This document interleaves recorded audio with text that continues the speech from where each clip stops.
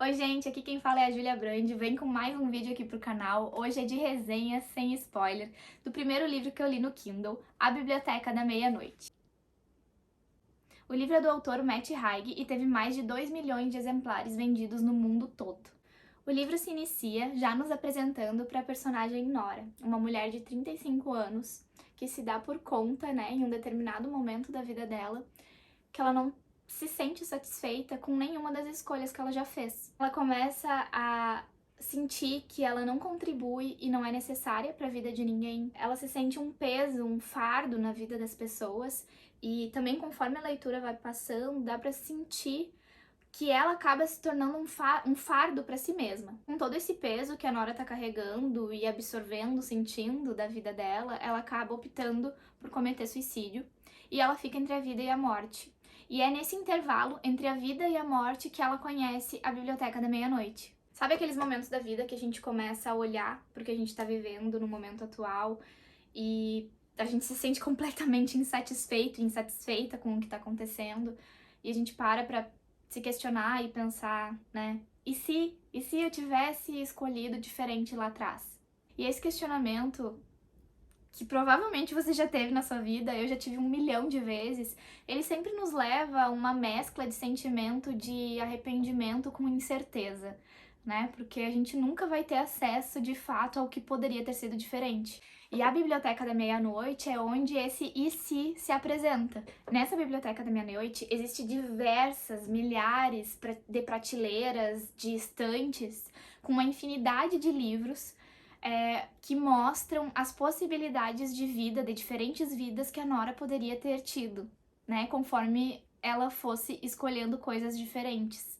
No livro fala que essa infinidade de livros, eles estão todos em tons de verde, em diferentes tons de verde. E além desses livros, né, existe um livro cinza enorme, gigante, que é com todos os arrependimentos que a Nora já teve.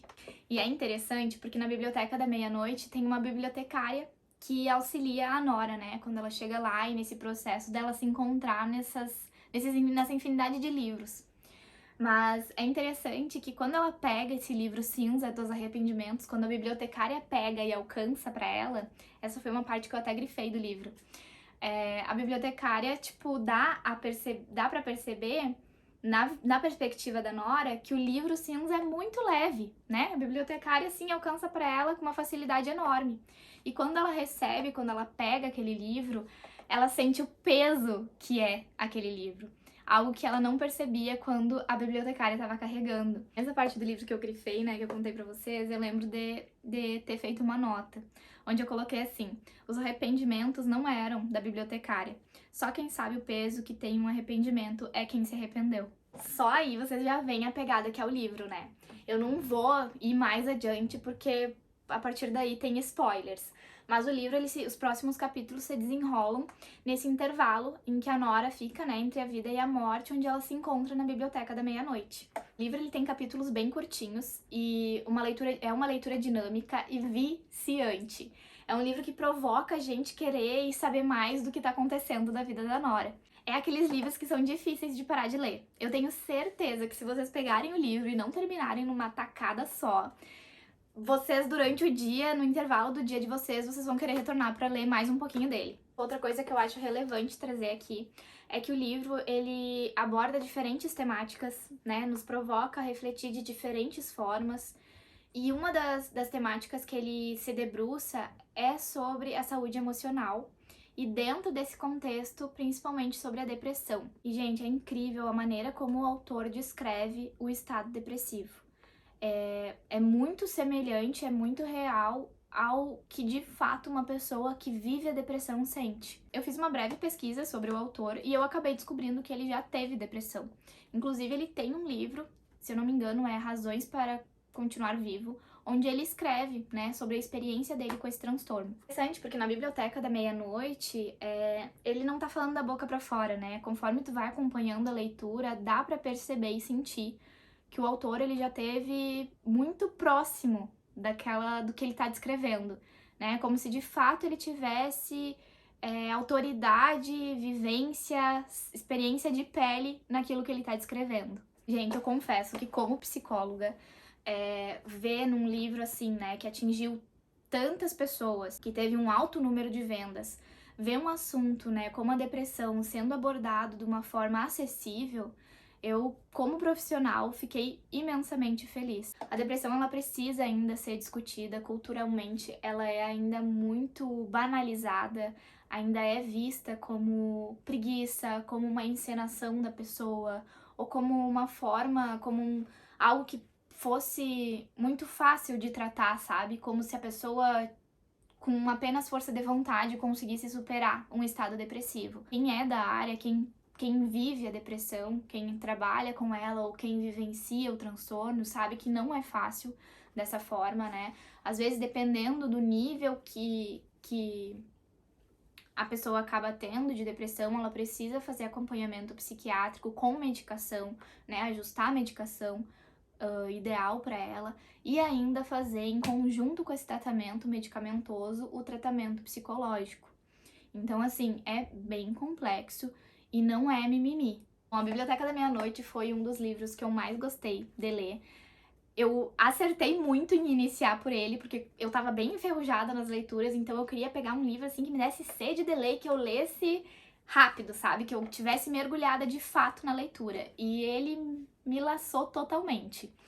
Então, fiquei muito feliz de ter iniciado, né, esse novo hábito de leitura por ele. Conforme a leitura vai passando e tu vai sentindo afinidade com a Nora, é incrível ver o processo dela, as percepções que ela vai construindo, os novos insights de se sentir viva. O livro, além disso, traz muito também essa outra parte dos arrependimentos, das nossas escolhas. Às vezes a gente acha que a vida que a gente tá vivendo no momento atual tá péssima, horrível, não tem nada de bom. E aí a gente cria uma expectativa, uma construção imaginária de que se a gente tivesse feito outras escolhas, seria uma vida ideal, a vida que a gente gostaria de ter tido. E na verdade isso é uma grande ilusão, né, que a gente mesmo cria. Porque não tem como ter acesso a isso e não existe vida perfeita. Então o livro faz a gente refletir sobre isso, sabe? Sobre o quanto a vida é essa mescla, né? Que uma hora tá bom, outra hora tá ruim. Às vezes a gente vive ao mesmo tempo momentos agradáveis e desagradáveis. E não existe uma linha, né? Uma linha linear quando a gente fala da vida. Existe contornos, existe altos e baixos. Então, foi um livro, assim, maravilhoso e que me fez refletir bastante. O livro físico da Biblioteca da Meia-Noite tem 308 páginas. Eu não tenho ele aqui, mas eu soube que a capa dele brilha no escuro. Lindo, né? O livro que eu li, né, no e-book, aqui no Kindle, ele tem 350 páginas, mas varia, né, para mais ou para menos, conforme o tamanho da fonte que vocês colocarem para ler. Né, na fonte que eu geralmente uso na leitura, deu 350 páginas. Agora eu vou dividir com vocês alguns destaques que eu fiz, né, ao longo do livro, mas que não tem spoiler. A única maneira de aprender é vivendo. Às vezes, os arrependimentos não são baseados em fatos. Às vezes, os arrependimentos são apenas papo furado. Morte é o oposto da possibilidade. A desobediência é o verdadeiro fundamento da liberdade. Os obedientes serão escravos. A vida não é uma corrida que se possa vencer. A vida não é feita só das coisas que a gente faz, mas das coisas que a gente não faz também. Quando você fica muito tempo num lugar, esquece como o mundo é grande e vasto. Não tem noção da extensão das suas longitudes e latitudes. Assim como, supôs ela, é difícil ter noção da vastidão dentro de qualquer pessoa. É isso, gente. Mais um vídeo chegando aqui no final. Não esquece de deixar o like. Se você chegou até aqui o final do vídeo, escreve aqui nos comentários meia-noite pra mim saber. Além disso, se vocês quiserem compartilhar comigo aqui nos comentários o que vocês acharam do livro, se vocês já leram, se ficaram com vontade de ler, se vocês perceberam ou notaram alguma coisa diferente que eu não dividi aqui. Então, se você gostou do livro, quer ler pra ontem, eu vou deixar aqui embaixo na descrição dos vídeos os meus links de afiliado da Amazon.